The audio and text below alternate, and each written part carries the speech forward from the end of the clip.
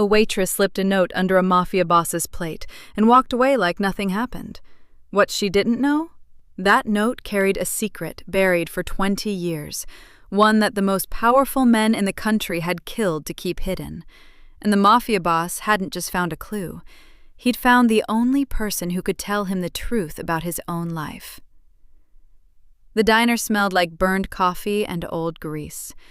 Roman Hale had driven past it 3 times already, slowing down each time, then pressing the gas again, jaw tight, eyes forward. On the 4th pass, he finally turned in. The gravel crunched under his black SUV like it was protesting his arrival. The neon sign above the entrance buzzed and flickered. Marta's Diner. The letter R blinking on and off like a warning. He killed the engine and sat in the dark for a moment. 20 years. He hadn't planned to stop here. He'd been in the middle of a 10-hour drive from Phoenix to Vegas, a clean, controlled route that his men had swept twice. No stops, no detours. That was the rule. But somewhere around mile marker 114 on the Nevada highway, something had pulled at him like a fishhook through the chest. A memory he'd spent 2 decades burying had clawed its way to the surface. He got out of the car. The cold desert air hit him sharp. One of his 2 bodyguards, a thick-necked man named Carver, stepped out from the passenger side and scanned the parking lot on instinct. 3 cars, a truck with a cracked windshield, a couple visible through the diner window, eating quietly, not looking up. Nobody dangerous, nobody watching. "You want company inside?" Carver asked. "Stay with the car," Roman said. He walked in alone. A small bell above the door announced him. The interior was exactly what you'd expect. Red vinyl booths, checkered floor tiles yellowed with age, a jukebox in the corner playing something slow and forgettable.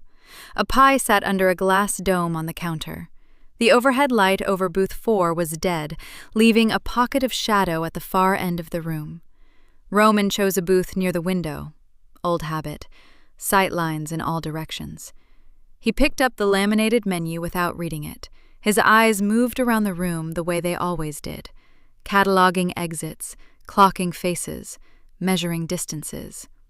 The couple in the far booth. A lone trucker at the counter nursing a mug. A cook visible through the kitchen window, broad-shouldered, head down. Then the waitress. She came from behind the counter carrying a glass of water she hadn't been asked for, setting it down in front of him with quiet efficiency. Young, mid-20s maybe, with dark eyes that didn't quite meet his, and the kind of stillness that didn't come from peace. It came from practice. "What can I get you?" she asked. Her voice was steady, professionally neutral. "Steak," Roman said. "Medium rare, and whatever coffee you have that isn't burnt." The corner of her mouth moved. Not quite a smile. "I'll do my best." She wrote it down and walked away. Roman watched her for exactly 1 second longer than necessary, then turned his attention back to the window. Outside, the highway stretched in both directions, flat, black, empty. The desert beyond it was darker still. He used to find open spaces uncomfortable. As a young man, he'd needed walls around him, the noise of the city, the weight of other people. Now, the silence was fine. It was the memories that still had teeth. He looked at the floor. 20 years ago, this diner had been called something else. It had been rebuilt after the fire. Same location, different name, different owner. The original structure was nothing but ash and court records now. But the highway was the same. The flat desert horizon was the same. The way the night pressed against the glass was exactly the same. And Roman Hale had been the only person to walk out of that building alive. 34 people had died in the space of 11 minutes. He'd been 19, barely in the business, at the wrong table at the wrong time. When it was over, he'd been found outside. No memory of how he got there, no wounds beyond bruised ribs and a gash above his ear, sitting in the dirt with his hands in his lap like a child waiting for a bus. He never understood why he'd survived. He'd stopped asking. The food came out faster than he expected. The steak looked decent, the coffee smelled better than promised. The waitress set the plate down carefully, adjusted the fork without being asked, and turned to go. That's when Roman felt it. A small pressure beneath the edge of his plate. Subtle, deliberate. She was already walking back toward the counter. He lifted the plate slightly with 2 fingers. A folded piece of paper. Small, white, placed with the kind of care that meant it wasn't an accident. He unfolded it slowly. 6 words, written in ink, neat, unhurried handwriting, the kind that belonged to someone older, someone who took their time with letters. You shouldn't have survived that night. Roman didn't move. He read it again, and again. The coffee steamed beside him. The jukebox played. The trucker at the counter asked for a refill. Everything was normal. Everything was exactly as it should be, except for the handwriting, because Roman had seen it before. Once, 20 years ago, on a scrap of paper found at the massacre site, a detail so minor the investigators had buried it in a footnote, a detail Roman had memorized because it was the only thing he'd never been able to explain. He looked up slowly. The waitress stood at the counter with her back to him, refilling the trucker's mug. Her hand, Roman noticed, was completely steady. His was not. The past isn't buried. It never was. He didn't confront her that night. That surprised even him. Roman Hale had built his empire on the simple principle that hesitation was a luxury he couldn't afford. You saw a threat, you neutralized it. You found a loose end, you cut it. 20 years of operating that way had kept him alive and untouchable. But something about the girl made him go still instead of forward, and he trusted that instinct the way he trusted very few things in this world. He ate his steak, drank his coffee, folded the note carefully and placed it in the inside pocket of his jacket, close to his chest. When he left, he tipped her $200 in cash. He wanted her to know he'd seen it. He wanted her to wonder what came next. Carver found the waitress's name in 11 minutes. Lily Carter, 24, rented a room at the Sundown Motel, 6 miles east on the highway. No criminal record, no known affiliations. Originally from Salt Lake City, moved to Nevada 8 months ago. Roman sat in the back of the SUV reading the information off Carver's phone screen, saying nothing. The highway rolled past outside. The diner's neon sign shrank in the side mirror and disappeared. "You want me to bring her in?" Carver asked. "No." "You want surveillance on the motel?" "No." Carver glanced at him in the rearview mirror, clearly uncomfortable with both answers. Roman didn't explain himself. He never did. "Get me a room at that motel," he said instead. "Something quiet. Cash." He waited until 2 a.m. The diner closed at midnight. He confirmed that through the window, watched the lights go off one by one, watched the cook leave through the back, watched the trucker's rig pull out of the lot, watched Lily Carter walk to a beat-up Honda Civic and drive east, exactly where the record said she would. He gave her an hour. Then he knocked on her door. He expected fear. Most people, when Roman Hale showed up at their door in the middle of the night, produced fear so fast you could smell it. Instead, after a long pause and the soft sound of movement inside, the door opened. Lily Carter looked at him with dark, steady eyes, the same ones that hadn't quite met his in the diner, and this time they met his fully. She wasn't surprised. That alone told him everything had been planned. "I figured you'd come tonight," she said.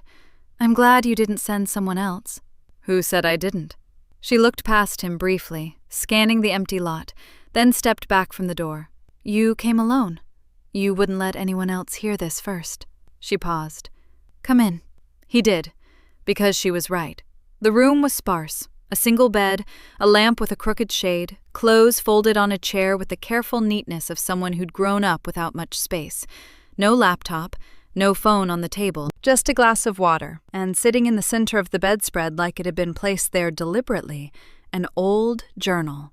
worn brown leather, edges soft with age, the kind of book that had been opened and closed 10,000 times. Lily sat on the edge of the bed and nodded toward the single chair.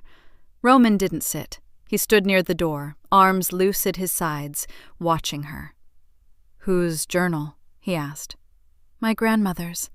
She looked at it the way people look at things that carry both love and pain. Her name was Clara. She worked at the diner the night of the massacre, the original diner, before they rebuilt it. Roman felt something move in his chest. Not fear, something older than fear. She was a waitress? For 11 years. Lily looked up. She was supposed to be there that night. She would have died with everyone else. A beat. She wasn't there because someone called her 20 minutes before it started and told her to go home. She never knew who. Silence filled the room. She spent the rest of her life trying to understand what she'd been spared from, Lily continued, and what she'd left behind. She picked up the journal and held it out. She wrote everything down. Roman crossed the room and took it. He read it standing up, which felt right. Sitting would have felt too much like receiving something, like accepting it. He needed to stay in the posture of a man in control, even as the pages slowly dismantled that fiction. Clara Carter's handwriting was careful and deliberate, the same neat hand as the note. The first pages were mundane. Shifts worked, regulars she liked, complaints about management. But somewhere around page 30, the tone changed. It became something more like a confession. She'd written the names, all 34 of them, every person who had died that night, ages, descriptions, small personal details she'd remembered from serving them over the years. A man named Dooley who always ordered the same pie. A woman named Sasha who tipped too much and apologized for it. Names Roman had memorized from police reports but never seen given weight like this, never seen made human on a page by someone who'd grieved them. He turned the pages slowly. His own name appeared on page 41. Roman Hale, 19, new, quiet for his age, dangerous eyes but bad at hiding when something scares him. He almost stopped. He kept reading. His name appeared again on page 43, then 46, then circled, once, twice, with ink pressed hard enough to dent the paper, on page 50. Not mentioned the way the others were mentioned, not mourned, studied. Clara Carter had been watching him long before the massacre, noting his habits, his patterns, who he spoke to, who he avoided, writing it down with the quiet intensity of someone tracking something important. Roman turned to the final page with his name on it. One line, underlined twice. He must live, no matter the cost. He closed the journal. The room felt smaller than it had when he walked in. The lamp threw yellow light across the walls, and Lily sat perfectly still on the edge of the bed, watching him with those steady eyes. She knew, Roman said. It wasn't a question. She knew something was going to happen that night. She didn't know everything. Lily's voice remained even. But she knew you weren't supposed to die. Who told her that? She never wrote his name. A pause. But there's someone else in those pages, a man she exchanged letters with for years after. Someone who was also trying to understand what happened that night. Lily hesitated, just barely. His name was Elias Vance. Roman had never heard that name, but the way she said it, like it was the first key in a long series of locks, told him he would be hearing it again very soon. He tucked the journal under his arm and looked at her. "Get some sleep," he said. "We leave at 6. "Where are we going?" He moved toward the door. "Back to where it started." The original diner site sat 200 yards behind the new one, separated by a stretch of cracked asphalt and a rusted chain-link fence that someone had cut open long ago. No signs, no barriers, just the desert quietly reclaiming what had once been there, scrub grass pushing through the old foundation, the frame of the structure still partially standing like a skeleton that hadn't fully fallen. Roman parked on the shoulder of the highway and looked at it through the windshield for a long moment. Lily sat in the passenger seat, the journal on her lap. She didn't rush him. He appreciated that more than he would ever say out loud. They left Carver with the car. The morning was pale and cold, the kind of early desert light that made everything look temporary. Their footsteps crunched over broken glass and old gravel as they ducked through the gap in the fence. Up close, the ruin was worse. Fire damage still visible in the blackened timber, the roof partially collapsed inward, the walls stripped by weather and time and the particular cruelty of being forgotten. A handwritten sign zip-tied to a support beam read, "Condemned. No entry." Someone had spray-painted over it in red. Roman ducked under the beam and went inside anyway. The floor held, barely. He tested each step before committing to it. The layout was different from the rebuilt diner, but the bones were the same. The long counter on the left, the row of booths on the right, the kitchen at the back. He could feel them overlapping in his mind like two photographs laid on top of each other. The new diner's clean tiles. This floor's warped, smoke-stained wood. He stopped in the middle of the room. And the sounds came without warning. Not real sounds, he knew that, but the kind that live in the body and not the ears. The flat crack of gunfire in an enclosed space. The way it had seemed to come from everywhere at once and nowhere specific. The screaming that had been brief, too brief, and then the silence that had been immense.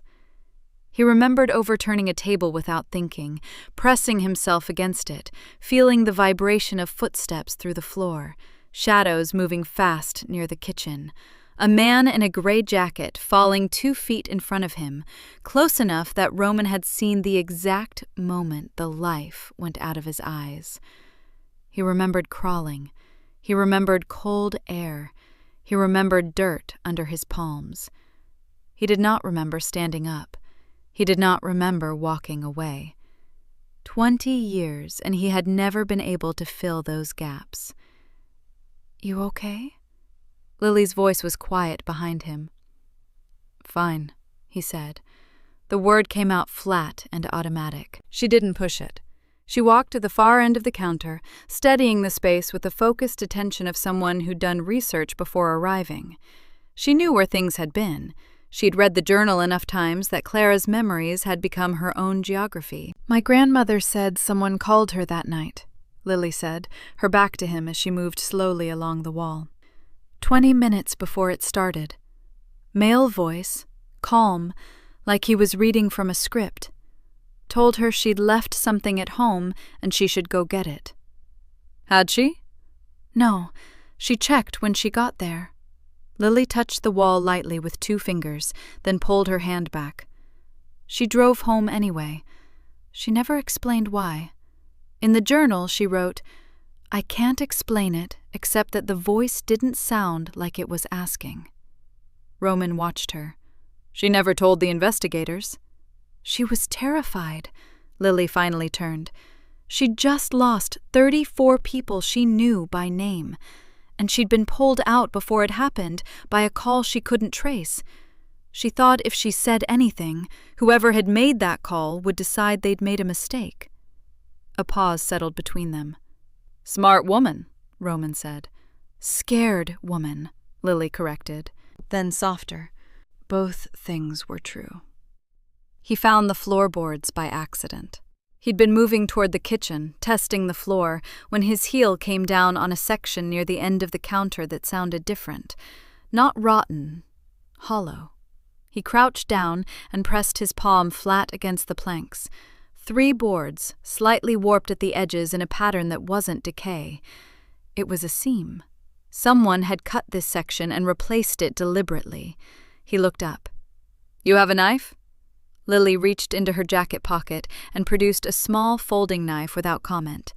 He took it and worked the blade into the seam, prying carefully.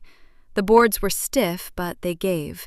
1, then 2, then the 3rd lifting away to reveal a dark space beneath, no more than a foot deep. Inside, a tin box sealed with a strip of electrical tape, the metal surface dusty but intact. Roman sat back on his heels and looked at it for a moment without touching it. "She knew about this?" he asked. "She wrote about a hiding place," Lily said carefully. "She didn't know what was in it." He pulled the box out, peeled back the tape, and opened it. Inside was a single sheet of paper, folded in thirds, sealed inside a small plastic sleeve, the kind used for documents meant to last, preserved on purpose, left on purpose. He unfolded it. The handwriting was different this time, less careful than Clara's, more urgent, the letters slightly uneven like the person had been writing fast or writing afraid. They're still watching him. No signature, no date, no explanation. Roman read it twice. The paper didn't shake in his hands because he wouldn't let it, but the cold that moved through him had nothing to do with the desert morning. He stood slowly and looked around the ruined space, at the collapsed roof open to the pale sky, at the blackened walls, at the broken glass catching light on the floor. For the first time since walking in, the silence felt less like emptiness and more like presence, like the room was still occupied by something that hadn't left. "Someone put this here after the massacre," he said. It wasn't a question, but Lily answered anyway. "Or during," she said quietly. He looked at her. "Think about it." Her voice was steady, but her jaw was tight. "The fire started after the shooting. There was time. Someone who knew the building, who knew exactly where to hide something. They could have placed it before the fire took hold." She paused. "Someone who was there and didn't die." Roman folded the note back into its plastic sleeve and put it in his jacket pocket alongside the first one. 2 notes, 2 decades apart, same message wrapped in different words. You shouldn't have survived that night. They're still watching him. He looked at the hole in the floor, at the empty space where the tin box had sat for 20 years, waiting for exactly this moment, and understood something cold and certain. This hadn't been hidden for someone to find eventually. It had been hidden for him to find. Every step that had led him here, the pole off the highway, the diner, the girl, the journal, none of it had been accidental. He'd been guided, and somewhere, something was still holding the other end of the rope. They were back in Las Vegas by nightfall. The city rose out of the desert like a fever dream, all light and noise and manufactured certainty, the kind of place that made you feel like the world beyond its edges didn't exist. Roman had always understood Las Vegas better than most people. It was a city built on the premise that if you made something bright enough, nobody would look at what was underneath. He'd run his operation from its penthouse floors for 12 years on exactly that principle. Tonight, driving in from the east with a journal on the seat beside him and 2 notes in his jacket pocket, the lights looked different, colder, less like a promise and more like a grid, like something designed around him. He pushed the thought down and called ahead. His man Torres met him in the private elevator of the Aldrin Tower, a glass and steel structure on the north end of the strip that Roman owned through 3 layers of holding companies. Torres was 40, ex-military, economical with words in a way Roman had always respected. But tonight his face was doing something it rarely did. It was uncertain. "Talk," Roman said as the elevator rose. "We've had movement on 4 separate fronts since yesterday morning." Torres held a tablet but didn't look at it. He'd already memorized what was on it. "The Cavelli family sent 2 men into the city. Not soldiers, observers. They set up in a hotel on Flamingo and spent the day watching your casino operation from the parking structure across the street." A beat. "The Reyes network also made contact with 2 of your lower-level distributors. Nothing transactional, just conversation. The kind you have when you're taking inventory of someone's loyalty." Roman stepped off the elevator into the penthouse foyer. "And the other 2 fronts?" "Creditor movement on 2 of your legitimate holdings. Someone's been buying small positions, nothing large enough to trigger disclosure, but coordinated. Like they're building a frame around something before they step inside it." Roman moved through the foyer into the main room. Floor-to-ceiling windows looked out over the city. He didn't go to them. Timeline? All of it starts 36 hours ago. Torres set the tablet on the table, give or take. Roman calculated without speaking. 36 hours ago, he'd been in Phoenix on the road, not yet stopped at the diner, which meant whatever was moving hadn't been triggered by the note or the journal or the abandoned ruin. It had already been in motion. "Increase the building detail," he said. "Nobody in or out on the service floors without personal sign-off from you or Carver, and pull our people off the Cavelli surveillance. I don't want them spooked into moving faster."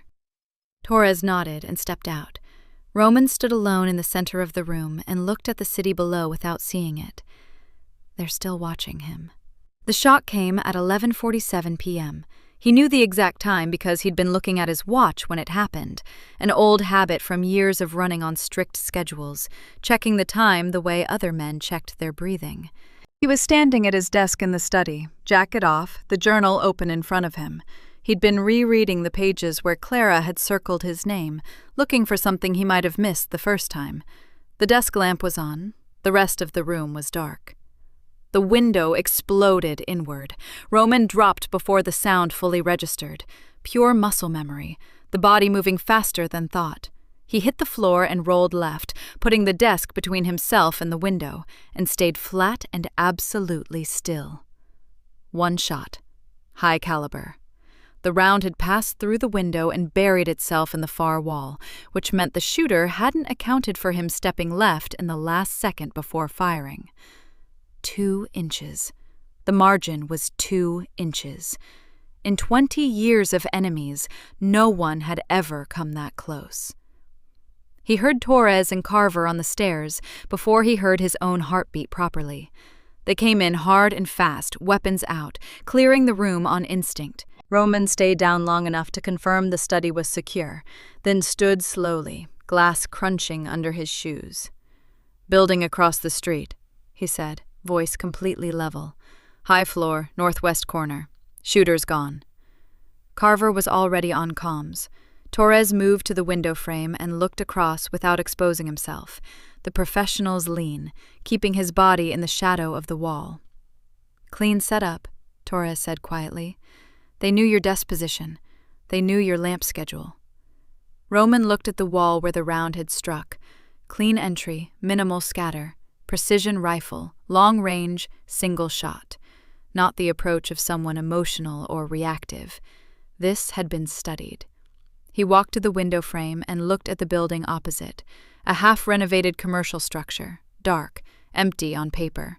His eyes found the floor, found the northwest corner window, found the exact angle. The shot had required knowing which room he'd be in, which side of the desk he'd be standing on, and that he'd be there at that specific hour. That was not surveillance. That was intimacy. They reached the building in 4 minutes. The room was clean, professionally clean, the kind of clean that takes preparation and not panic.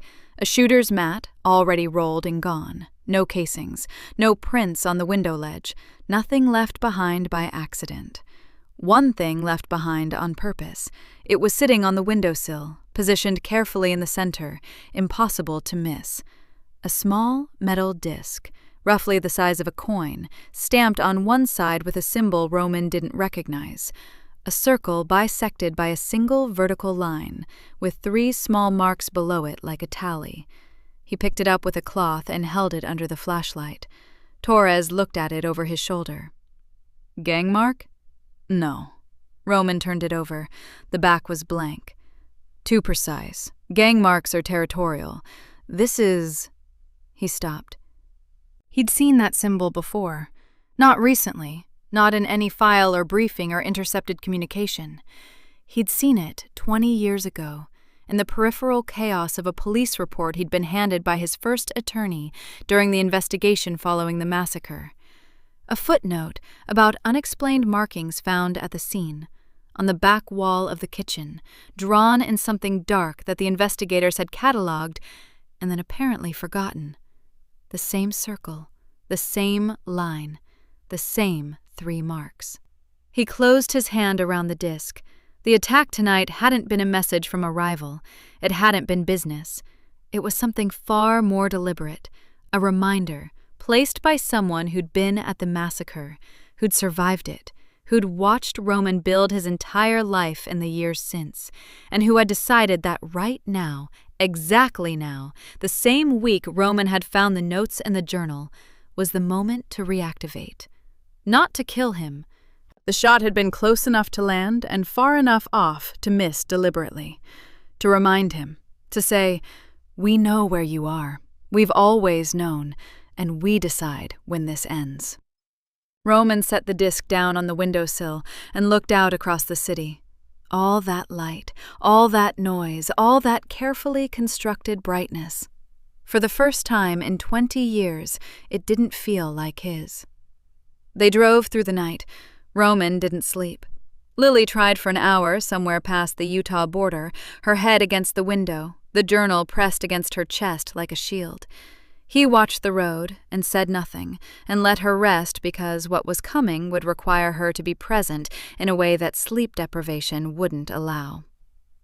The town was called Del Mar. Population 1,400, according to the faded sign at its edge. One main street with a hardware store, a post office, a diner that wasn't open yet, and a church with a marquee board out front that read, "The past has a way of finding us." Roman looked at it as they drove past and felt the particular irritation of something too accurate to be comfortable. He parked on the main street at 6:40 in the morning and cut the engine. "Tell me again," he said. "What exactly did Clara write about this place?" Lily opened the journal to a page she'd marked with a torn strip of paper.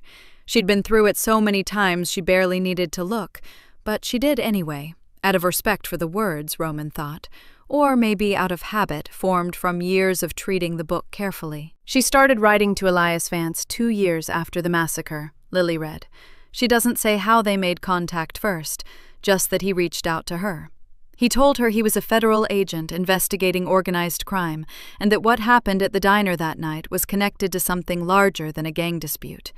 She turned a page. She writes that he was careful in his letters, never explicit, but over time he told her enough that she understood.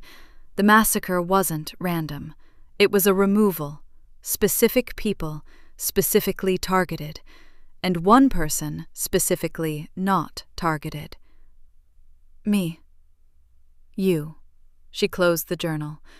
The last letter she received from him had a return address here, Del Mar, Utah. After that, nothing. He stopped writing. She tried twice more and got no response. A pause. That was 16 years ago. Roman looked down the empty main street. She never came to find him? She was 62, alone, and terrified. Lily's voice was quiet, but not apologetic on her grandmother's behalf. She did what she could. Roman opened the door. "Then we'll do the rest." The post office opened at 8. The postmaster was a heavyset man in his 60s named Gerald, who had the deeply settled quality of someone who'd lived in the same town his entire life, and had made complete peace with that fact. Roman let Lily do the talking. She was easier to trust, less likely to make a small-town postmaster's hands go still behind the counter. She asked about Elias Vance simply and directly, said he was an old family friend they'd been trying to locate. Gerald's expression didn't change immediately, but something moved behind his eyes, a small, careful recalibration that Roman caught from 2 feet away. "Elias," Gerald said, like he was testing the weight of the name. "Haven't heard that name in a while." "Did you know him?" Lily asked. "Knew of him. Came through here, 15, 16 years back? Rented the old Prentice house on the edge of town for about 6 months." Gerald straightened a stack of envelopes that didn't need straightening. Kept to himself mostly, left without much notice. People figured he was some kind of government type. Had that way about him. Quiet but watchful. "Is the house still there?" "Still standing. Nobody's rented it since." The Prentice house sat at the end of a dirt road bordered by juniper trees, a single-story structure with a covered porch and shuttered windows. The lock on the front door was old and had been changed at least once, a different brand than the original hardware, installed by someone who wanted the house secured but didn't own it. Roman had it open in 40 seconds. Inside smelled of dust and closed air and something faintly chemical, the preserved artificial smell of a space that had been kept dry against its natural environment. The furniture was sparse and left behind: a table, 2 chairs, a cot frame without a mattress. Whoever Elias Vance was, he'd traveled light and left lighter. But he'd left something. On the floor of the single-bedroom closet beneath a loose floorboard — Roman was getting tired of loose floorboards but had stopped being surprised by them — was a flat metal document case, the kind used by field agents for papers they needed to keep dry and intact, regardless of conditions. Inside, a collection of photographs, printed on standard paper in black and white, paper-clipped in groups. And beneath the photographs, a file, handwritten notes in a tight, methodical script, numbered and dated. Roman spread everything on the table. Lily stood beside him, and they read in silence. Elias Vance had been meticulous. The photographs were surveillance images: buildings, vehicles, men entering and leaving locations across multiple cities. The faces were circled in pen, with notations beside them: names, roles, affiliations. Many were criminal figures Roman recognized, men from families he'd dealt with, competed with, occasionally buried. Others were unfamiliar but carried the specific body language of men accustomed to authority: politicians, judges, 2 men in military uniforms whose insignia Roman couldn't place. And running through every photograph, every page of notes, every carefully numbered entry, a pattern, a network. Elias had been tracking an organization that existed beneath the surface of both law enforcement and organized crime, not affiliated with either, positioned above both. An entity that treated the criminal underworld the way an engineer treats a complex system, managing pressure points, redirecting force, ensuring that no single faction ever grew powerful enough to become uncontrollable or weak enough to collapse and create a vacuum. A shadow architecture, invisible infrastructure. Elias had given it a name in his notes, circled and underlined on page 1: the Meridian. Roman stared at the word for a long moment. "He wrote about you," Lily said from beside him. He looked at her. She was holding a separate page, her face doing something complicated. She set it on the table in front of him. It was a single, typed page, the only typed document in the file, which meant it had been added differently, more deliberately. A summary, written in the clipped language of someone trained to report rather than interpret. Subject: Roman Hale, age 19 at time of incident. Profiling indicates exceptional strategic cognition, high tolerance for moral ambiguity, strong dominance instinct suppressed beneath surface compliance. Psychological architecture consistent with long-term faction leadership, unlikely to self-destruct, unlikely to overreach without provocation. Rare profile. Assessment: Meridian selection criteria met. Asset designated. Survival at Nevada incident not incidental. Confirmed as directed intervention. Note: subject does not know. Must not know. The value is in the authenticity. Roman read it 3 times. The room was very quiet. The value is in the authenticity. They hadn't just let him survive. They hadn't just watched him afterward. They had chosen him. Before the massacre, possibly long before. Identified him the way you identify a tool before you need it, and then built the conditions around him that would produce the outcome they wanted. Everything he'd become, every decision that had felt like his own, every war he'd won, every alliance he'd built, every move he'd made that had seemed like instinct or intelligence or earned experience. Had it been? Or had the board been set in advance? He pushed back from the table. Lily watched him. She didn't speak, which was the right call, because there was nothing useful to say to a man whose entire life had just been handed back to him as a question. He walked to the shuttered window and stood with his back to the room. Outside, the juniper trees moved in the slow wind. The dirt road was empty. The sky above Delmar was flat and gray and enormous. "Elias disappeared after building this file," Roman said finally. "He found out what the Meridian was and what they'd done, and then he vanished." "Yes," Lily said, "which means they found out he knew." A pause. "Yes," she said again. Roman turned from the window. "Then he's either dead," he said, "or he's hidden somewhere they couldn't follow." He picked up the typed page and looked at it one more time. "Either way, this file existed for 16 years without them finding it, which means Elias was smarter than they gave him credit for." He set the page down. "I need to be smarter than they're giving me credit for right now." He picked up the document case and began carefully repacking everything. They had a name now. The Meridian. And names, Roman had learned long ago, were the first thing you needed before you could destroy something. The safe house was Roman's oldest secret. Not even Torres knew about it.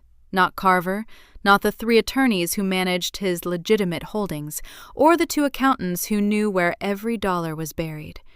He'd acquired it 14 years ago through a name that didn't exist, paid for it in cash carried across state lines in a guitar case, and visited it exactly 4 times in the years since, each time alone, each time when the world had become too loud and he needed somewhere that couldn't be found because it had never been looked for. It sat in the Nevada desert, 40 miles south of anything with a name.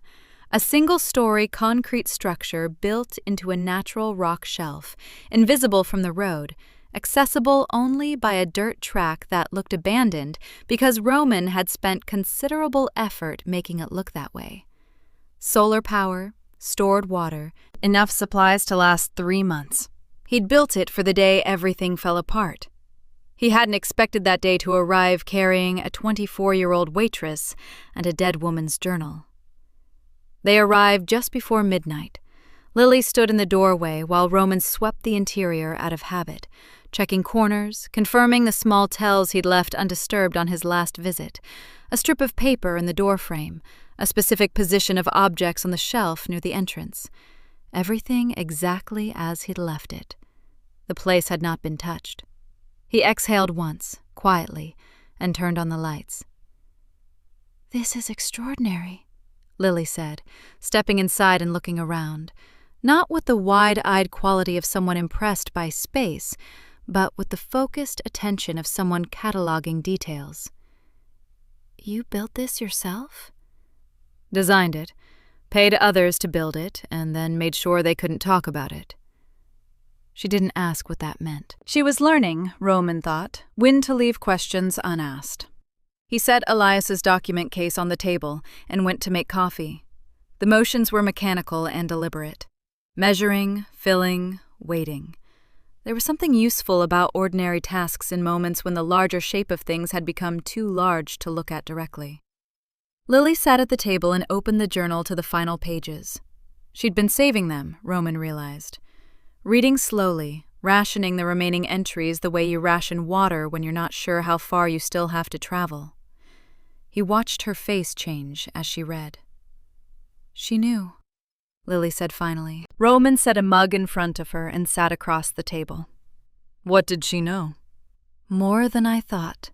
Lily's voice was careful, controlled, but something underneath it had shifted, a new weight behind the words.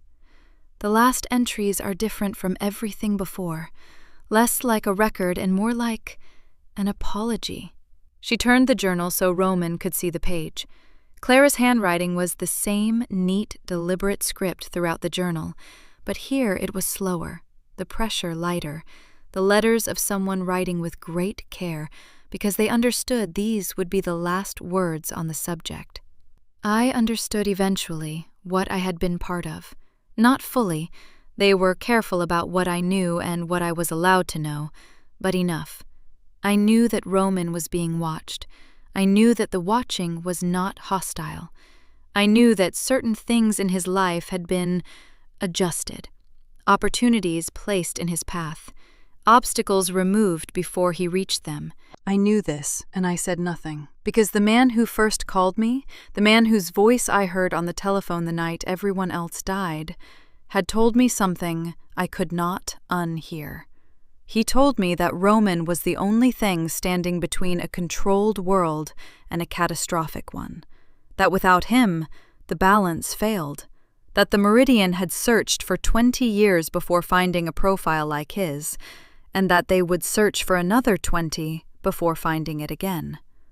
I believed him. God help me, I believed him. And so I watched, and I kept quiet, and I wrote everything down, because I needed somewhere to put the guilt. If you are reading this, then either I am gone, or I finally found the courage to give this to someone who deserved to know. I hope it is the second thing. I am afraid it is the first. Roman read it twice. Then he leaned back in his chair and looked at the ceiling. She was in contact with the Meridian, he said. Not willingly. Not fully. Lily closed the journal. She was a woman who survived something terrible and then got a phone call that made her feel like the survival had a purpose. That's not collaboration. That's... She stopped. Manipulation, Roman said. Yes, quietly. They're good at it.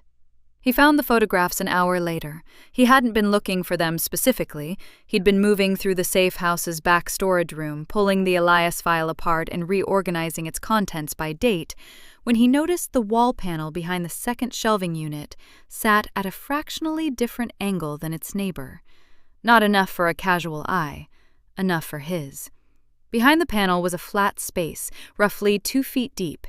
Inside it, a sealed envelope, thick, the kind used for large document batches. He stared at it for a long moment before he touched it. The panel had been here for 14 years. He had built this safe house himself, designed every wall, every hidden space, every panel. There was no flat space behind that shelf, which meant someone had been inside this building and modified it. His oldest, most secret, most carefully maintained refuge, and he had not known. He opened the envelope with steady hands. Photographs, dozens of them, printed clearly, time-stamped in the corner of each frame. Roman at 22, outside his first apartment in South Vegas, carrying groceries. Roman at 26, shaking hands with the man who had become his first major business partner, a meeting Roman had always believed he'd engineered himself. Roman at 30, standing at the window of his first penthouse, unaware anyone could see him from that angle. Roman at 34, at his mother's grave, entirely alone on a Tuesday afternoon that he had told no one about. Every milestone, every private moment, every decision that had felt singular and personal, documented. He spread them across the table without speaking. Lily came to stand beside him and looked at them in silence. The timestamps spanned 2 decades, different cameras, different angles, different cities, but continuous, unbroken, a visual record of a life assembled from the outside by someone who had never once needed to introduce themselves. At the back of the envelope was a single index card, 5 words, typed. We never stopped protecting you. Roman set the card down on top of the photographs and stepped back from the table. The word that snagged him wasn't watching. It wasn't surveillance or control or any of the words he'd been using in his mind since Utah. It was the word they had chosen deliberately, protecting. That was the architecture of it. That was how it worked and why it had worked so long without his resistance. They hadn't positioned themselves as controllers. They'd positioned themselves as guardians. And somewhere beneath the rage currently building in his chest, Roman could feel the thing they had counted on, the thing that made their chosen profile so valuable. A part of him had always wanted to believe someone was looking out for him. He'd been 19 and alone in a burning building, and somehow he'd walked out. And he had never fully stopped being grateful for that. They had known that. They had studied it, mapped it, and used it as the load-bearing wall of his entire psychological architecture. He picked up the index card and held it for a moment. Then he set it down, face down, and walked to the window. Outside, the desert was vast and black and indifferent, the kind of darkness that didn't care who you were or who had built you or who believed they owned your survival. "We leave at first light," he said. Lily looked up. "Where?" "Arizona." He didn't turn from the window. Elias's notes mentioned a facility. Government issue, decommissioned. That's where the recorded files are. He paused. "I need to hear it in their own words. I need to see the documentation." Another pause, shorter. "I need it to be real before I burn it down." The desert offered nothing back. That was fine. Roman had never needed encouragement. The facility didn't exist on any map Roman could find. That alone confirmed they were in the right place. Elias's notes had given coordinates rather than an address, a deliberate choice by a man who understood that addresses could be searched and coordinates required intention. They'd driven 3 hours into the Arizona desert on roads that progressively degraded from highway to asphalt to gravel to nothing, following numbers on a GPS until the GPS itself gave up and displayed only the blinking uncertainty of an empty grid. Roman drove the final 2 miles by landmark, a dry riverbed, a collapsed water tower, a cluster of Joshua trees arranged in a shape that felt too deliberate to be natural. Then the facility appeared from behind a ridge, like something that had been holding its breath. It was larger than he'd expected. 3 buildings connected by covered walkways, constructed from poured concrete in the utilitarian style of government work from the 70s, built to function, not to last, and yet still standing with the grim stubbornness of things nobody had gotten around to demolishing. Chain-link perimeter, faded signage stripped of its lettering, leaving only the ghost of words on the metal backing. Every window dark, every door sealed. But the perimeter fence had a section that had been cut and resecured. Recently, within the last few years, the wire ends still bright where they'd been clipped. Someone had been here before them. Roman parked 200 meters back and studied the facility for 10 minutes without moving. No vehicles, no movement, no signs of current occupation beyond the cut fence. "Stay close," he said. "Don't touch anything before I've seen it." Lily nodded once. They went in. The main building's front door had been relocked after the fence was cut. A padlock, new, same deliberate pattern of someone securing a place they intended to return to. Roman dealt with it and pushed the door open into a darkness that smelled of concrete dust and dead air and something faintly metallic beneath both. He clicked on his flashlight. The interior was stripped but not emptied. Filing cabinets lined one wall, drawers open, mostly cleared, but not entirely. A long table ran the center of the main room, with the bolted-down permanence of something installed before anyone imagined removal. On the far wall, mounted at eye level, a series of metal brackets that had once held equipment. Monitors, Roman guessed.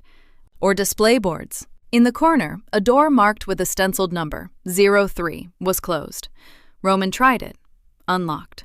Room 03 was smaller than the main space and felt more used, or more specifically, more deliberately preserved. The filing cabinets here were still fully closed. A single metal desk sat in the center with a chair still positioned at it, as if whoever had sat there last had simply stood up and stepped out for a moment. On the desk, a reel-to-reel audio device, old, with a single tape still loaded. And beside it, a folder. Brown, standard issue, with a classification stamp across the front that had been crossed out with a single black line. Below the cross stamp, written in the same tight, methodical hand Roman now recognized as Elias Vance's, "For whoever comes after me." Lily stood by the door while Roman sat at the desk and opened the folder. Inside was a document, 40 pages, dense, single-spaced, with handwritten annotations in the margins that created a second layer of commentary running alongside the original text. The primary document was typed on government letterhead, the agency designation redacted but the formatting unmistakable. The annotations were Elias's, cross-references, clarifications, questions that had been answered in a different ink color, meaning he'd returned to them over time. Roman read without rushing. The massacre at the Nevada diner 20 years ago had been formally designated in this document as Operation Clear Slate. Not a gang war, not a territorial dispute. Those were the narratives seeded into law enforcement and press channels afterward, and they had held because they were plausible and because nobody with contrary information had survived to contest them. Or so the document's authors had believed. 34 individuals present at the diner that night had been individually identified and assessed in the months prior. Each one represented a destabilizing variable in the criminal ecosystem of the southwestern United States. Bosses whose ambitions were outpacing manageability, intermediaries who knew too much about network architecture, to law enforcement informants whose reliability had degraded to the point of liability. The document cataloged them with bureaucratic dispassion that Roman found, in its own way, more disturbing than rage would have been. They had been problems. They had been solved. Roman's name appeared on page 9, not in the elimination column, in a separate section, formatted differently, with its own header. Designated asset. Profile classification, Meridian Anchor. He read it carefully. Then he read Elias's annotations in the margins even more carefully. The Meridian had been operating for decades, a post-government structure built from former intelligence personnel who had concluded that both law enforcement and organized crime were too blunt as instruments of social control. Crime couldn't be eliminated. It was load-bearing infrastructure in too many communities and economies. But unmanaged, it metastasized. Wars between factions created civilian casualties, drew federal attention, destabilized legitimate institutions that the Meridian's membership depended upon. The solution had been management, strategic management. The positioning of specific individuals in key roles, people with the psychological architecture to maintain equilibrium without being told to, because they genuinely believed they were making their own choices. Roman's psychological assessment in the document was 4 pages long. He read it the way a man reads his own autopsy. Subject demonstrates exceptional capacity for strategic patience, rare in profiles showing dominant aggression, capable of long-term planning across complex social networks, high emotional intelligence deployed instrumentally rather than relationally. Childhood trauma markers consistent with self-reliance architecture. Subject is unlikely to seek external validation or guidance, reducing susceptibility to conventional manipulation. Critical finding. Subject has a profound, largely unconscious drive toward order. Not peace, order. The distinction is essential. Subject will not shy from violence, but will be deeply uncomfortable with chaos. This makes him extraordinarily useful as a stabilizing force in high-volatility environments. Recommendation. Allow organic rise. Provide structural support covertly. Do not contact or reveal. The value is entirely contingent on the subject believing in his own agency. Elias had underlined that final line and written beside it in red ink, "This is the obscenity, not the killing. This." Roman set the folder down. He looked at his hands on the desk. The same hands that had built an empire, made decisions that ended lives and created alliances and moved money across continents. The hands of a man who had believed, on some fundamental level, that he had made himself. He stood up and crossed to the reel-to-reel device. "What's on the tape?" Lily asked from the doorway. "Let's find out." He pressed play. The audio was old but clear. A recorded meeting, multiple voices, the flat acoustics of a room not unlike this one. Roman listened without moving. 3 men discussed the Nevada operation in the clipped, procedural language of people for whom violence was administrative. Timelines confirmed.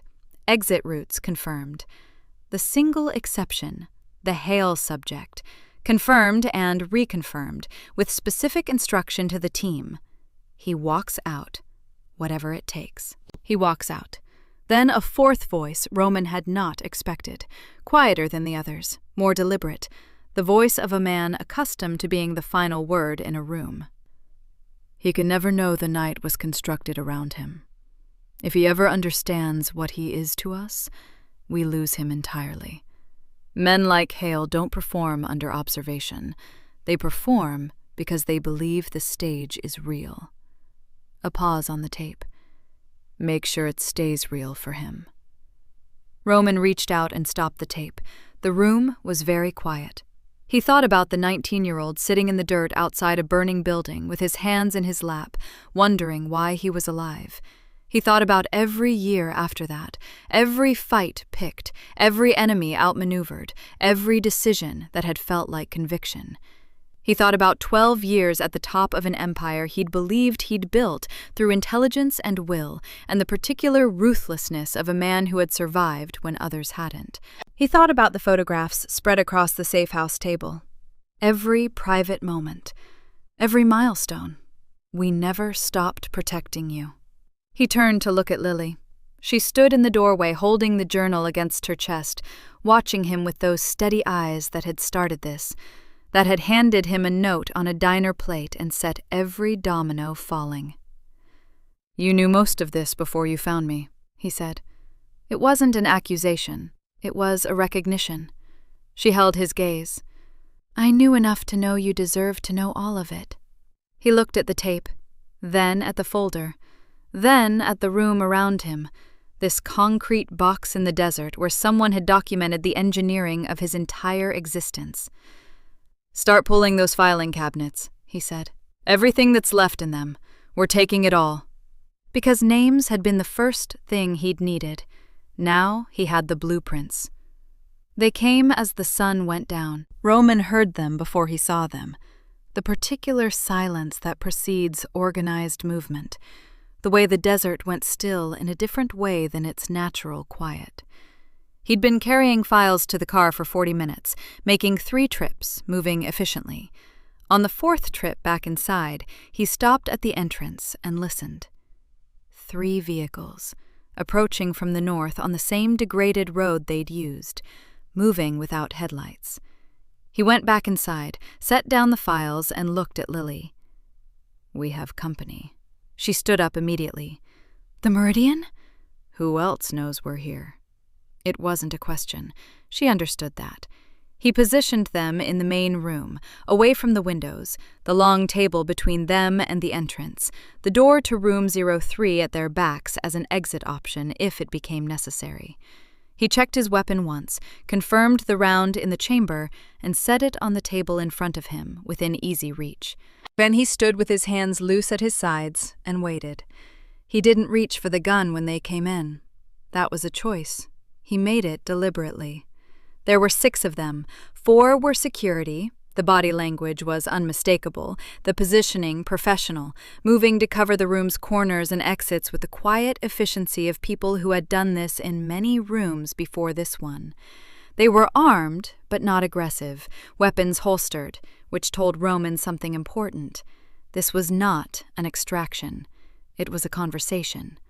The 5th person was a woman in her 60s, silver-haired, dressed with the deliberate understatement of someone who had spent a lifetime ensuring they were underestimated by the wrong people.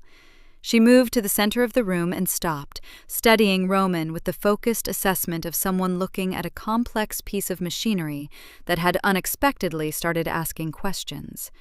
The 6th person stayed near the door. Roman looked at him for exactly 2 seconds before he understood.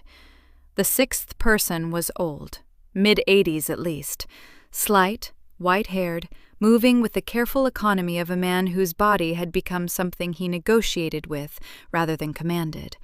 But his eyes were entirely sharp, the eyes of someone who had been watching the world from a great height for a very long time, and had developed the particular stillness of a man accustomed to seeing further than everyone else in the room. Roman had heard his voice on a tape 40 minutes ago. He could never know the night was constructed around him. Mr. Hale, the woman said. Her voice was measured and clear. My name is Diane Mercer. I represent the operational leadership of the Meridian. A pause that acknowledged the absurdity of introductions under these circumstances without apologizing for them. We've been expecting this conversation for some time. I'm sure you have, Roman said. "Sit down."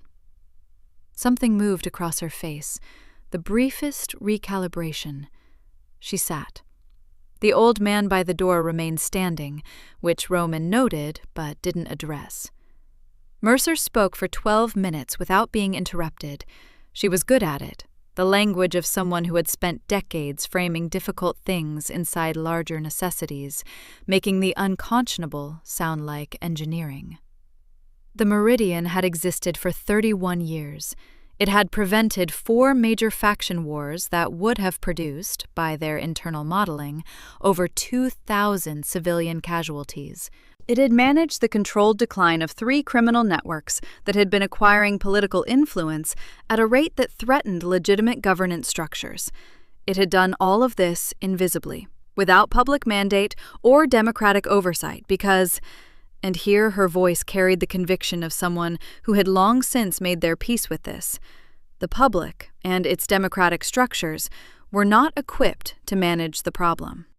Roman listened to all of it. "And me," he said when she finished. "Explain me." Mercer looked at him steadily. "You have maintained equilibrium in the Southwestern Network for 12 years.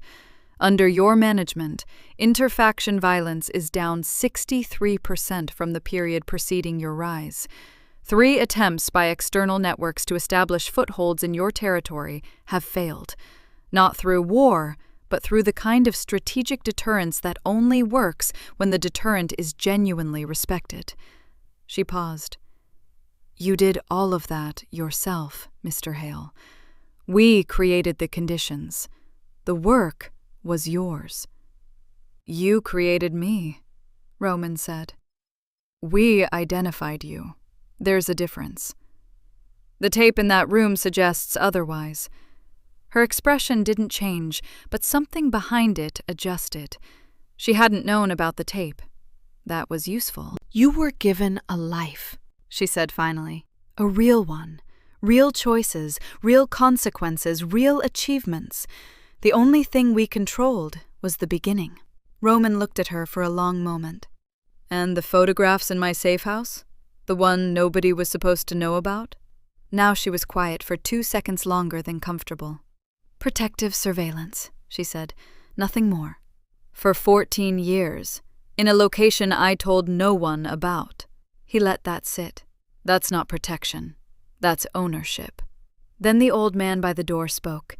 His voice was exactly as it had been on the tape, quiet, deliberate, carrying the weight of someone who had spent decades being the final word. "You're angry," he said. "That's appropriate. I'd be concerned if you weren't." He moved from the door to the table with careful steps and sat across from Roman without being invited. Up close, his face was mapped with the specific wear of a man who had carried large things for a long time. "My name is Arthur Webb. I gave the order that kept you alive 20 years ago. I have never apologized for it, and I won't begin now." Roman looked at him. "Then what will you do?" "Offer you a choice." Webb folded his hands on the table. "Continue your operation, your decisions, your methods, with one adjustment. You know we exist now. That knowledge can be incorporated rather than weaponized. You become a conscious participant rather than an unwitting one. The outcomes remain the same. The balance holds." "And the alternative?" Webb's eyes didn't move. "You already know the alternative." It was Lily who broke the silence.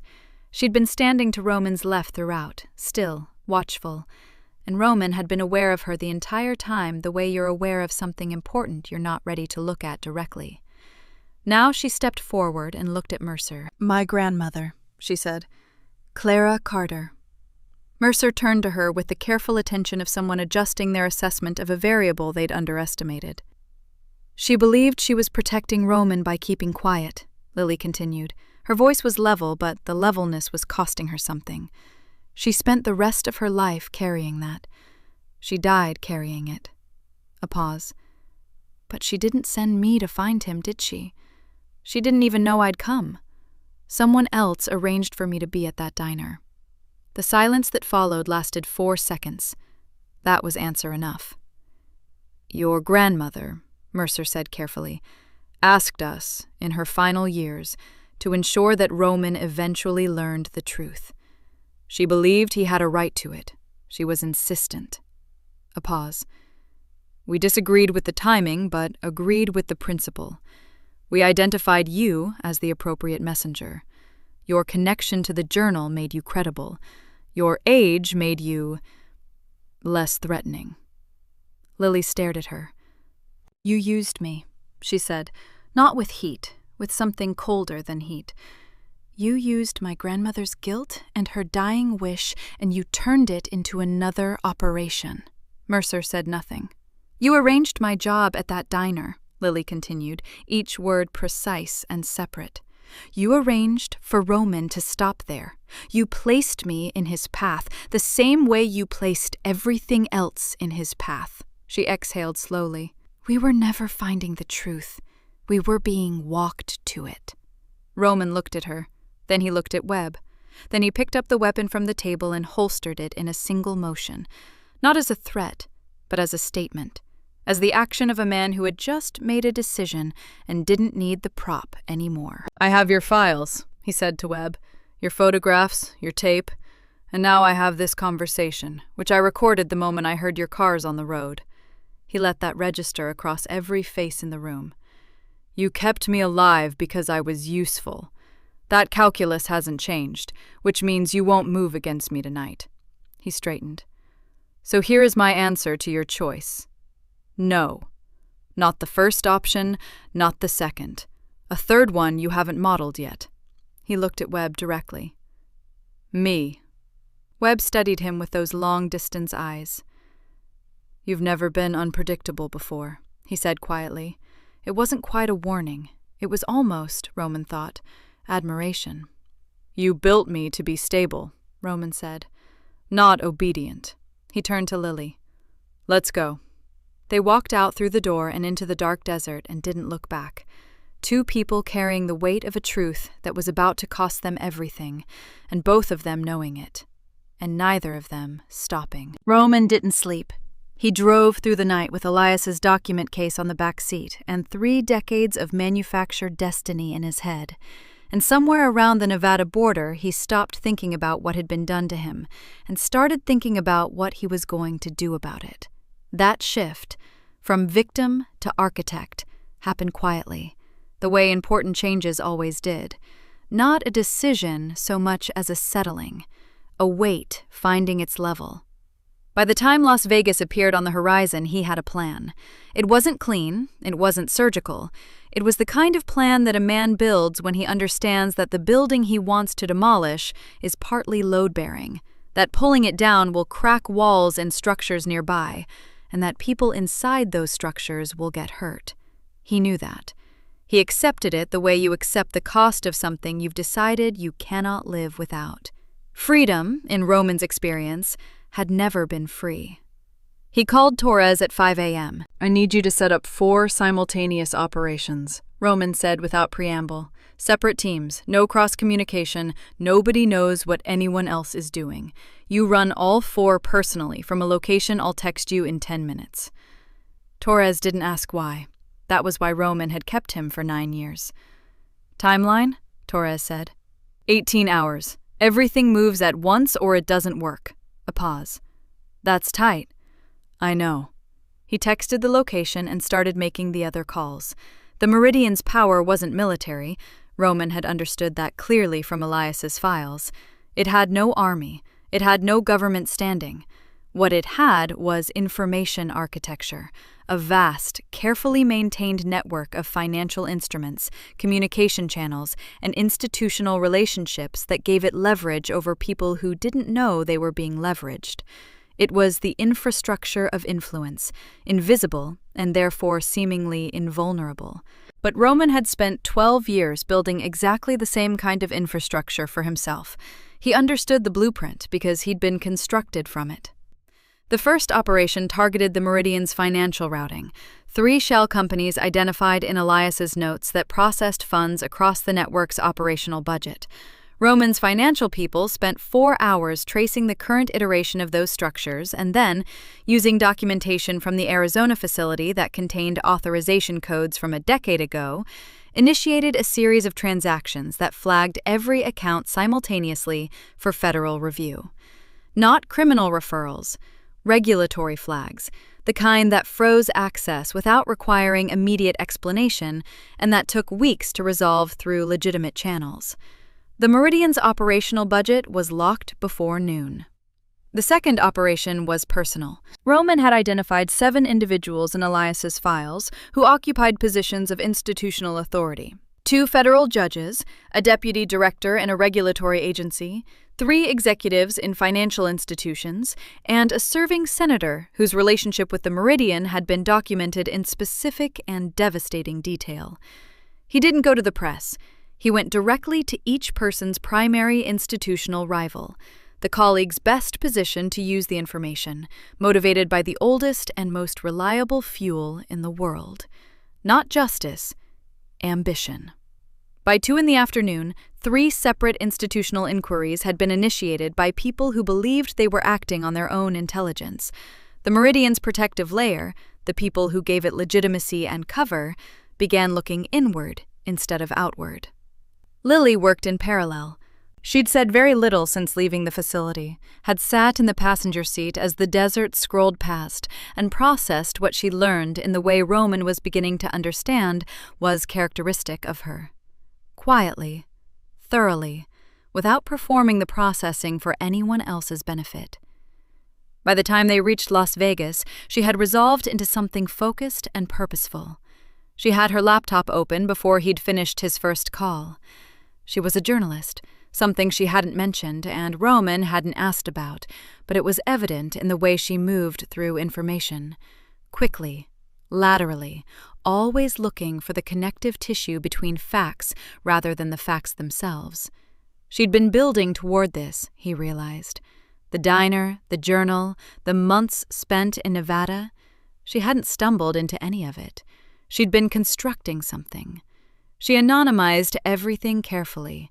The documents, the photographs, the audio from Roman's recording of the facility meeting, fragmented and distributed them across 6 separate channels, each one ceded to a different investigative reporter at a different outlet. Each fragment incomplete on its own, but collectively pointing toward a shape that anyone paying attention would begin to recognize.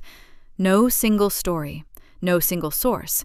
A distributed disclosure designed to be impossible to suppress, because suppressing it would require stopping 6 simultaneous investigations at 6 separate institutions, which would itself become the story. She pressed send at 3:17 p.m. Roman watched her do it. "How long?" he asked, "before it breaks publicly?" She closed the laptop. 48 hours, maybe less if one of them moves fast. A pause. "There's no taking it back after this." "I know." She looked at him steadily. The balance they maintained, the thing they used to justify all of it, it goes with them. When the Meridian fractures, the structure it was holding together fractures too. "I know," he said again. "People will get hurt. People are already getting hurt. They've been getting hurt for 30 years, while a group of people who decided they knew better ran the board." He looked at her. "The difference is that now it'll be real, messy and real, and without a puppet master deciding who lives and who doesn't." He paused. "I'd rather have a broken world that belongs to itself than a functional one that belongs to them." Lily held his gaze for a long moment. Then she nodded once. Not agreement exactly, but acknowledgement. The acknowledgement of someone who understood the cost and had decided it was payable. The consequences arrived before sunset. Torres called at 4:40 p.m. 2 of Roman's distribution operations had been hit simultaneously, not by law enforcement, too fast and too coordinated for that, by people moving on Meridian instruction, burning assets before they could be used as further leverage. Roman had expected this. He'd already moved his core people out of those locations 12 hours earlier. The Meridian was cutting its own lines to stay ahead of the fire. The Covelli family, sensing the movement without understanding it, made a territorial push in East Vegas that escalated into a firefight by 6 in the evening. Roman received the report and did something he hadn't done in 12 years of managing his operation. He didn't respond. He let it happen. Let the push land, let the lines shift, let the territory mean whatever it needed to mean to whoever needed it. Because the moment he responded, he was back inside the system. Back playing the role of stabilizer, back being exactly what the Meridian had built him to be. He sat on the stabilizing instinct the way you sit on every instinct that belongs to someone else. Torres called twice more, Carver once.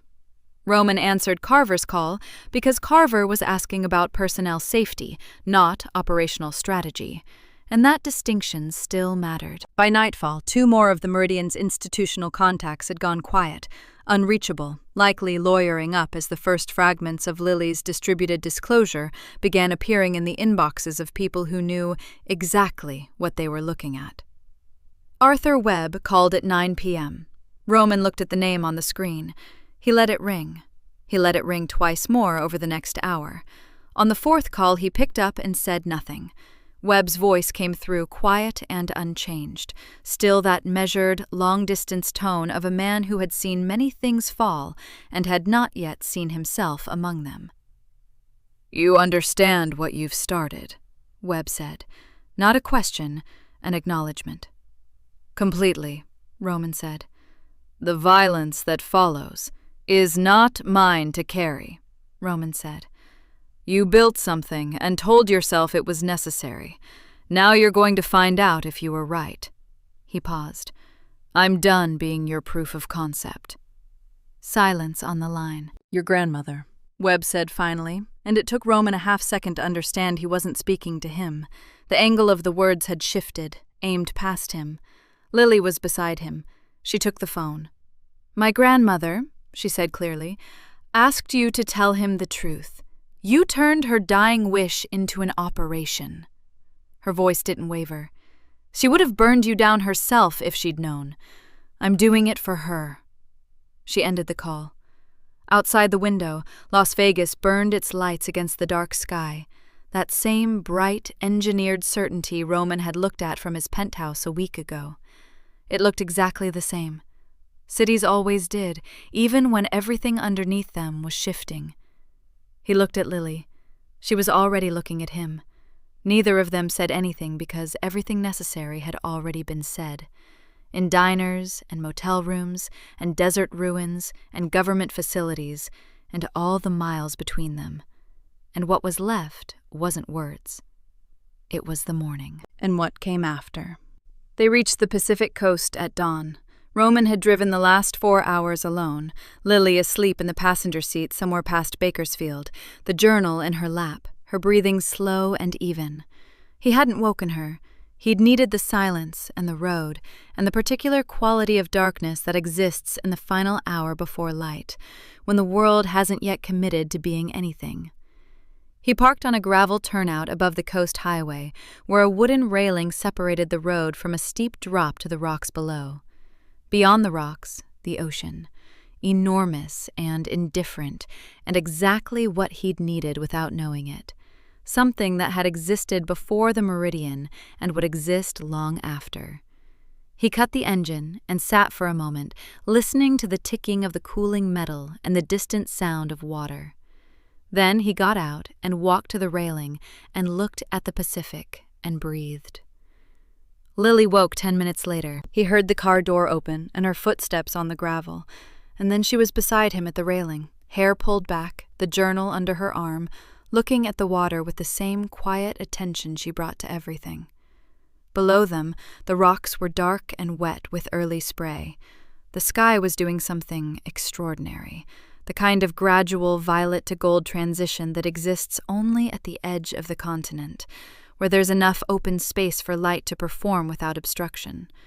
Roman watched it without thinking about it. Sometimes a thing just was what it was. "My phone's been going since 4, Lily said. Not urgently, as information. "I know, mine too." The first story broke at 3:15. Reuters picked it up by 4. 2 more outlets by 5. She paused. It's moving. Fast? Faster than I planned for. She looked at her phone briefly, then put it in her pocket. Webb's name is public. The facility's coordinates are public. Someone cross-referenced the Nevada massacre file within the first hour. The connection's already being made. She exhaled. There's no version of today where this gets quiet again. Roman nodded. He'd known that. He'd known it since Arizona, since the files, since the moment he'd holstered his weapon in front of Arthur Webb and said no to both options on a menu he hadn't ordered from. Torres? He asked. 3 of your operations are in federal contact. Voluntary, through your attorneys. The exposure from the Meridian documentation creates a window. Things that were untouchable before have context now, and context can be negotiated. She paused carefully. It won't be clean. No, he agreed. You could lose most of it. I know. She looked at him sideways. You knew that before you started. Yes. She turned back to the ocean. Then why does it feel like you're only just understanding it now? He didn't answer immediately, because the honest answer was that knowing a cost intellectually and feeling it arrive were 2 different things, separated by exactly the distance between deciding to jump and leaving the ground. She held out the journal. He looked at it without taking it. Final page, she said. I haven't read it to you. I've been waiting for the right time, and I think... She stopped. I think this is it. He took the journal. The final page was shorter than he'd expected. Half a page. Clara's handwriting at its most careful, every letter placed with the deliberate attention of someone who understood they were writing something last. I have spent 20 years trying to understand what my silence cost, and what it saved, and whether those 2 things could ever be made to balance. They cannot. I know that now. There is no equation that makes what happened to those 34 people acceptable, and there is no reasoning that makes my part in the silence forgivable, even if the silence came from fear and not from cruelty. But I have watched Roman Hale from a distance for 20 years, through Elias's letters, through what fragments I could find, and I have seen something that the people who built him did not intend to build. They wanted an instrument. What they produced instead was a man. A complicated, dangerous, flawed man who believes in something, even if he has never been able to name what that something is. If he ever learns the truth, he must choose what kind of monster he becomes. I do not believe he will choose to be one. I cannot prove that. It is the last faith I have left, and I am leaving it here, in these pages, because faith has to go somewhere. I'm sorry, Roman, for all of it, for what I knew and what I didn't say. Clara. Roman closed the journal. The ocean moved below them. A pelican crossed the gray-gold sky in a long, unhurried line. Somewhere down the coast, a horn sounded. A ship, invisible in the early light, announcing itself to the world. He stood with the journal in his hands and felt the full weight of 20 years settle, and then, slowly, like something releasing its grip, begin to lift. Not because it had become lighter, because he'd finally stopped fighting the weight and started carrying it properly. There was a difference. He understood that now, in a way he hadn't before this week, before the diner, before Lily Carter had placed a piece of paper under a plate of food and changed the direction of everything. She was right, he said. Lily looked at him. Not about everything, but about this. He held up the journal slightly. They built an instrument, but instruments don't grieve. They don't get angry. They don't stand in abandoned buildings and listen to tapes about their own construction and decide that the builders are wrong. He looked at the ocean. Whatever they made it too well. They gave it too much, and that's what finishes them. Lily was quiet for a moment. What happens to you now? The question was simple and enormous, and the most honest thing anyone had asked him in years. I don't know, he said, which was itself an answer he'd never been able to give before, because men who are built for certainty don't admit to not knowing. The not knowing felt, unexpectedly, like the first real breath he'd taken in 20 years. He set the journal on the railing between them. The Empire goes. Most of it. Some pieces are legitimate enough to survive the exposure, but the core of it was built on foundations I didn't lay myself, and I won't stand on them anymore. He paused. Torres knows what to protect. The people who work for me, who aren't in the life by choice, they'll be taken care of. I've already moved the money for that. And the Meridian? Webb is 79 years old, and this morning his name is in every major newsroom in the country. Mercer will spend the next decade in depositions. He almost smiled, not warmly, but with a particular satisfaction of a completed calculation. The organization survives in some form. Things like that always do. But it won't be invisible anymore. And the thing about cockroaches is that they're only dangerous in the dark. Lily looked at him steadily. You're walking away from everything. From everything they gave me. He looked at her. That's different from everything. She held his gaze. Something passed between them that didn't require naming.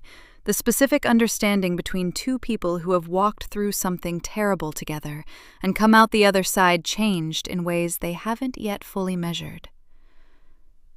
My grandmother believed in you, she said, without ever meeting you properly, without any guarantee. She paused. I think she was right to. Roman picked up the journal and held it out to her. She took it and held it against her chest the way she always did, the gesture of someone carrying something precious and fragile and irreplaceable.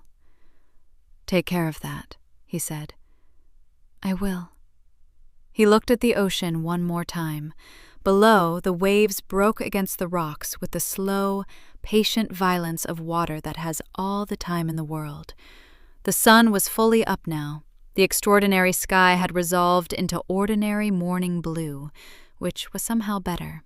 Less like a performance, more like an invitation. Roman Hale put his hands in his pockets and turned from the railing. He walked to the car, reached inside, and took the document case and nothing else. Left the keys on the seat, left the phone on the dashboard, already off, already past its usefulness. Left the last 12 years of his life in a black SUV on a coastal turnout, and started walking north along the gravel shoulder with the document case under his arm and the sound of the ocean at his back. Lily watched him go. She didn't call after him. She understood, the way she'd understood everything, quietly and completely, that this was not an ending that accommodated goodbyes. What it accommodated was exactly what it contained, a man walking away from the version of himself that had been assembled by other people's hands, step by step, toward something that had no blueprint, no map, no handler, no watchers ensuring the outcome, just a direction, just a choice, just his own. Behind him, across 6 cities, the world that the Meridian had carefully managed for 3 decades began the messy, painful, ungovernable work of managing itself. Violence flared in places it had been suppressed, alliances fractured that had been artificially maintained. The controlled chaos that Webb and Mercer had kept in careful equilibrium tipped and spilled and became simply chaos. Real chaos. The kind that belongs to the world and not to anyone in particular. Clara Carter had written that Roman must choose what kind of monster he becomes. He had chosen something she hadn't listed as an option.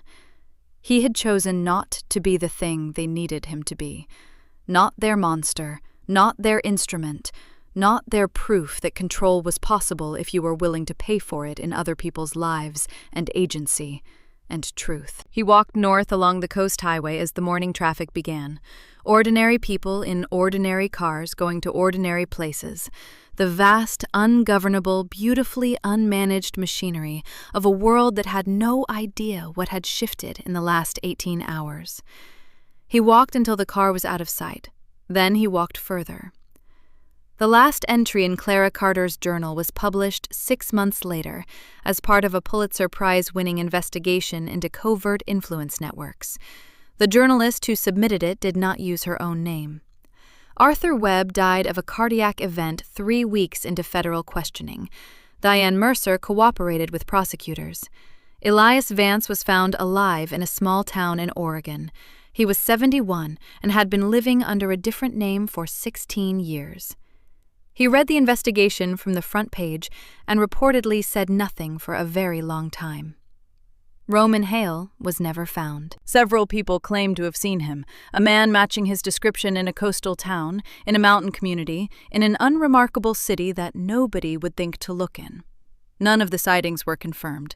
None of them were denied either.